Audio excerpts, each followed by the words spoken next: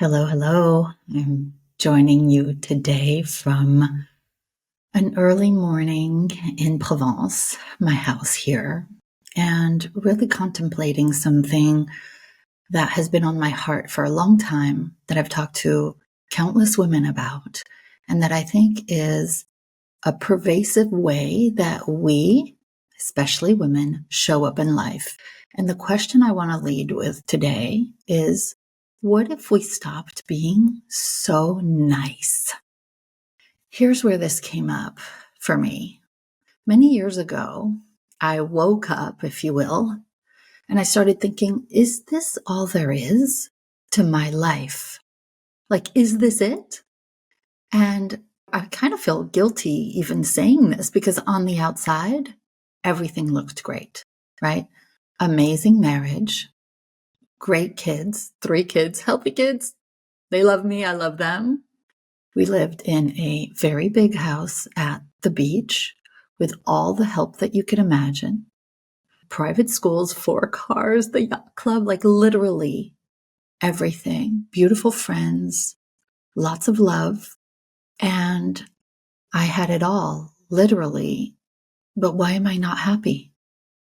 Why am I feeling empty? And if I'm being honest, self-medicating. We all use different things to numb, and I was definitely numbing. Why am I feeling like I'm going through the motions of life and then feeling guilty about it because I wanted more? I just didn't know what that more was. And one thing I realized is that even though I'm a strong woman, I speak my truth, I was still being too nice in my life. Now, I don't want to be the opposite of nice, which is not nice, but let me explain what I mean. I started playing a game to see how much people pleasing I was doing. And I started noticing that in just about every area of my life, I was not really speaking my truth the whole time, giving away my power. And I used to think, I'm in these personal growth and development circles, and I'm like, what is all this thing about giving up your power? Why is everybody giving up their power? Meanwhile, I'm giving up my power literally every day. And what does that look like? Because you're probably doing it too without fully realizing it. And that's the thing, is in talking to countless women now about this, I think we do it so unconsciously that we don't realize that we're doing it. So what does it look like? Feeling guilty, speaking up for yourself.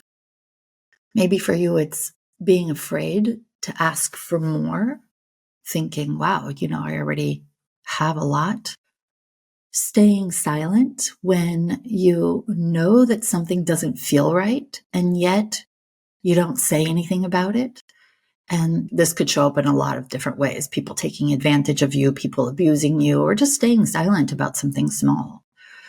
Allowing others to talk you out of a project or something that you're passionate about or something that you want. Maybe ridiculing you and you don't speak up. Putting the needs of others first. And this idea of not just putting the needs of others first while your needs are not getting met at all, and not even speaking up about your needs. I did that a lot. Not saying what you feel because you're afraid it will sound mean or arrogant or, bitchy. Not speaking up because you don't want to be seen as controlling or high maintenance or demanding. If you remember the focaccia incident episode that we did a few weeks ago. Not taking charge of a situation because others might think that you're being bossy, but yet you know what to do in that situation. Not standing up for yourself when somebody belittles you. Feeling obligated to say yes when somebody asks you for a favor. Or will you join this board? Literally this week, 2 people asked me to join a board as if I had all this free time in the world. Not asking for what you really want, whether it's picking a movie on Netflix or what restaurant to go to, or the fact that you don't even want to have dinner that night. I find myself still today, after having made a big lunch and I'm not hungry at night, I find myself still saying, okay, let's eat. Saying yes to someone asking us to do something for them, even though we don't have the time or we don't want to do something or it goes against our values.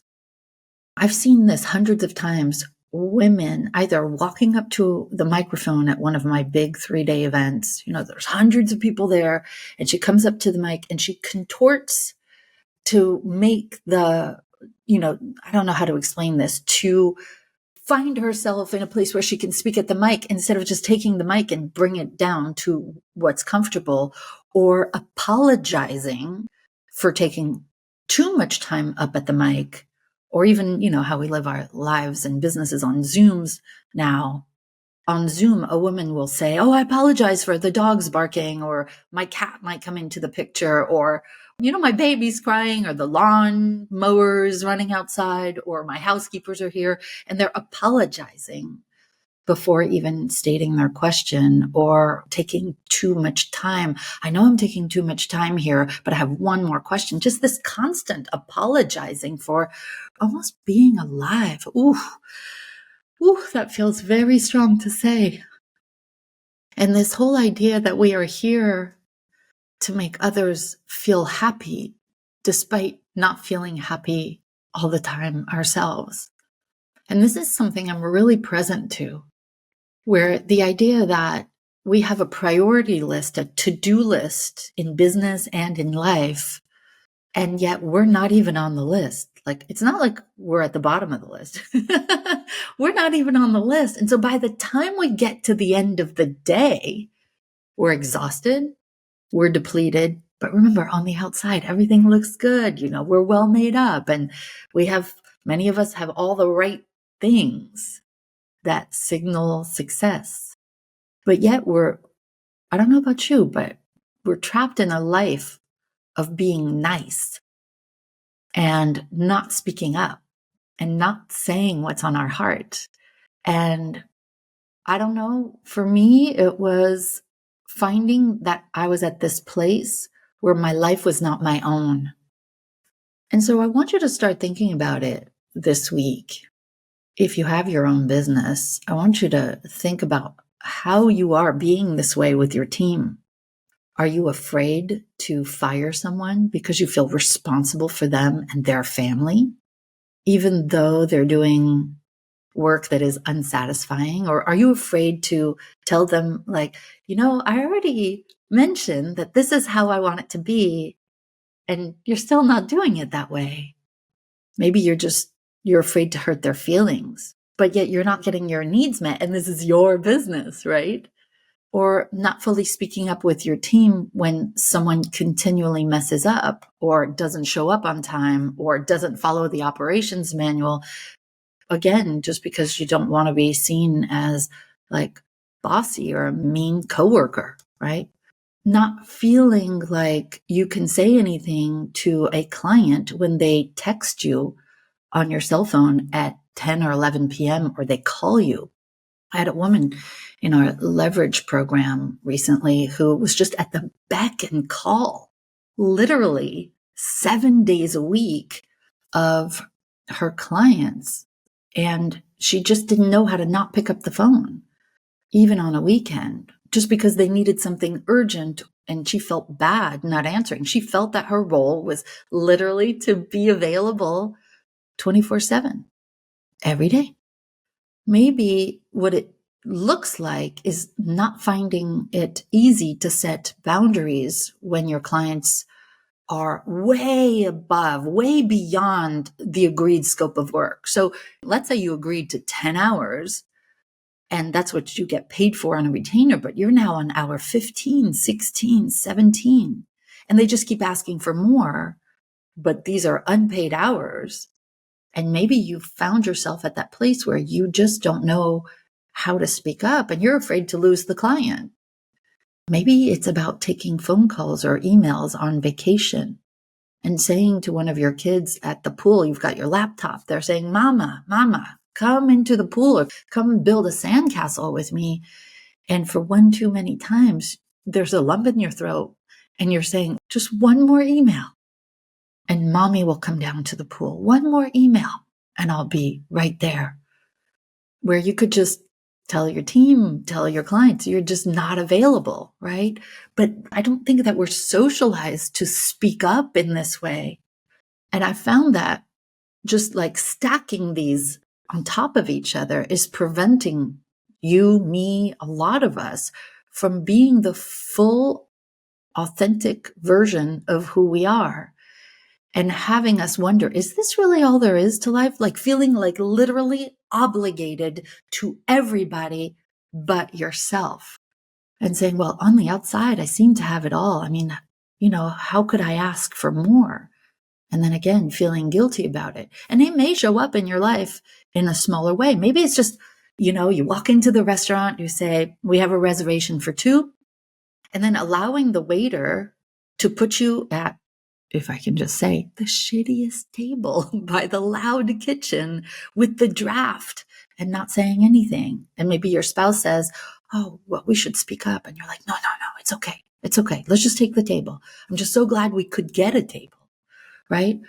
Or saying yes to being on that PTA, that board, that all these things, to be on the carpool, to tell, even in just your kids, they want to do all these sports, or society says that you should be the soccer mom driving your kids everywhere. And there's literally no time in the week for you to even just take a bath or journal.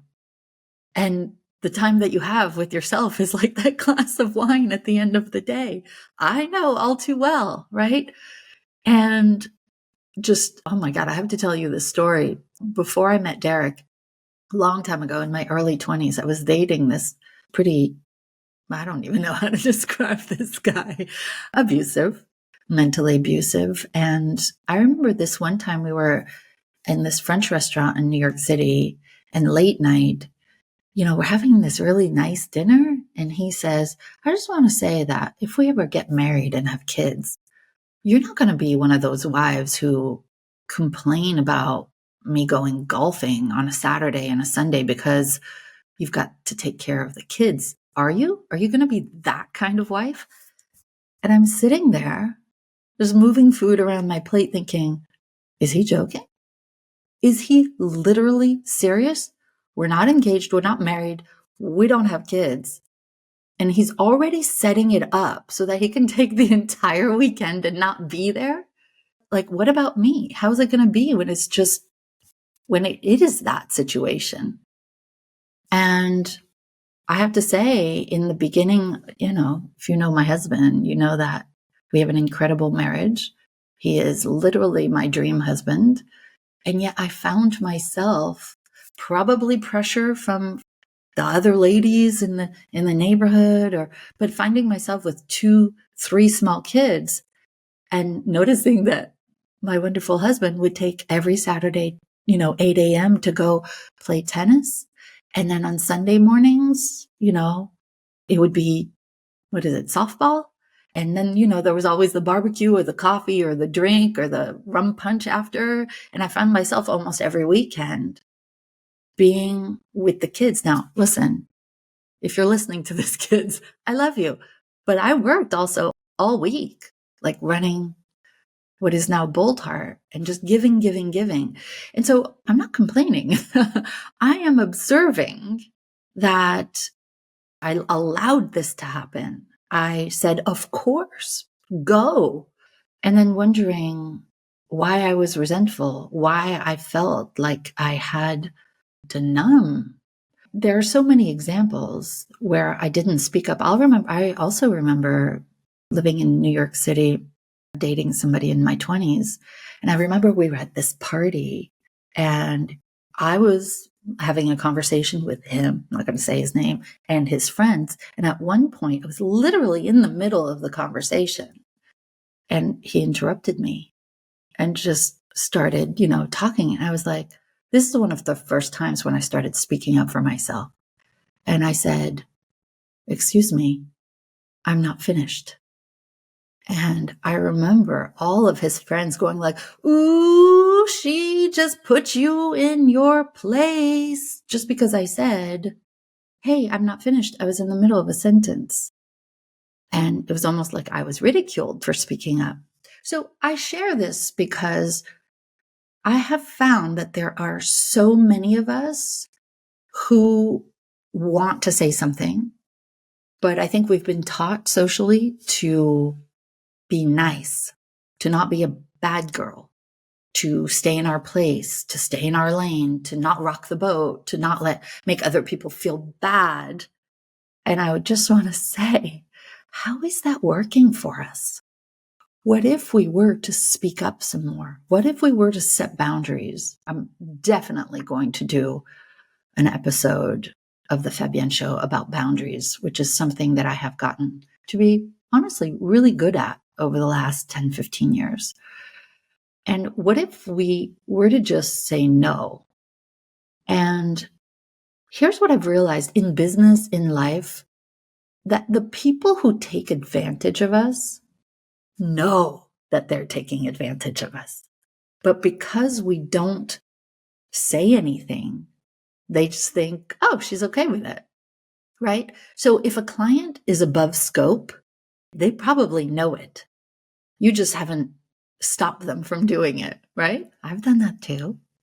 I've had clients say to me in my early days as a business coach, they would send me the manuscript to their book and say, could you read this before our next call and give me your thoughts?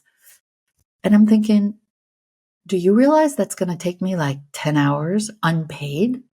And then what do you even mean by give me your thoughts? Like what?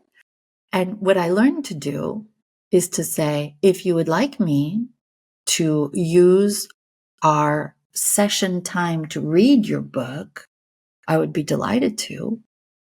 Just let me know if you're okay with us using my hours that way. And I felt really nervous to say that. Like, oh my God, are they going to think I'm the B word? Are they going to think I'm being rude? But every time I would say something like that, I realized it's not what you say, it's how you say it. And if you can smile and be kind, state the obvious, just state the facts, people get it. And then what, like for this manuscript situation, the client said, oh, no, that's okay. That's okay. I'll talk to you about it on the next call. If we don't say anything, it's their signal to keep going. So what I'm here to share today, and I'm a work in progress. I think literally every woman is a work in progress around here, and some men too, of course. But it's this idea that we train people, we teach people how to treat us by what we accept and say nothing about. So this idea of saying no and setting boundaries and getting our needs met is about just, like I said, just being nice about it. I have this thing that I teach our members at Bold Heart, and I call it the Big Fig Sandwich.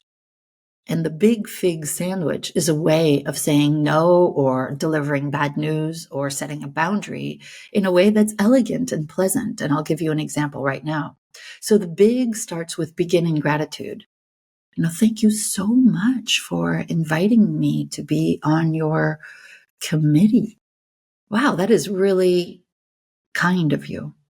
And then the inside of the sandwich is, well, I would love to accept. I'm going to say no because I would only disappoint. And the inside of the sandwich, the Big Fig sandwich, doesn't have to be very meaty. You don't need an explanation.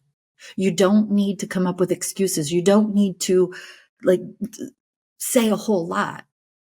And then the fig part of the Big Fig sandwich is to finish in gratitude. So I would only disappoint. And then, but thanks again for thinking of me. And I just know that you're going to find someone great for this. And I have found And I've literally taught thousands of people to use this big fig sandwich. It works so well. You begin in gratitude, you finish in gratitude, and in the middle, you just have very little meat. You're so kind to think of me, and yet it's going to be a no. But I know that you're going to find somebody amazing for the job. And so today, this week, in the weeks to come, I just, from not a place of anger or resentment, but from a place of curiosity and compassion for yourself, start noticing, perhaps in the past, where you've allowed somebody to seat you at that place in the restaurant that is drafty or cold or noisy, or perhaps the person in front of you on the plane is like, what do you call that? Leaning all the way back and you can't eat your food. And notice how a reaction could be like, oh no, it's just better not to say anything. I'm not making you or me wrong for this. I actually believe this is just how we're socialized and raised, especially as women, to not speak up and to be nice. And so what if we stopped being so nice and set boundaries at work, at home, even with our kids? Like, here we are in the south of France, and, I like a home to be tidy. And then I just find myself picking up, their bathing suit is here and their flip-flops are there and the plate is there, and just saying like, hey kids, would you be willing? Oh, this is a sentence that works really, really well. Okay. I've taught this to a lot of people too. Instead of being upset with someone, you say, hey, would you be willing to pick up your plate and put it directly into the dishwasher? Hey, I noticed that your bathing suit, the sunscreen, your flip-flops, and the towel are still out by the pool. Would you be willing to go pick them up now? And notice the cadence in my voice. Notice this smile and just this kindness in asking. I have found that it is much more effective. And even you can use this with a team member. Would you be kind enough to? Would you be willing to? And people actually do it. They're much more likely to do the thing that will get your needs met when you do that. So just something for us to think about this week. Where are we being too nice? Sending you lots of love today. You got this. I believe in you, and I believe in me too, to show up differently in our lives so we can not just seem to have it all, but feel like we have it all.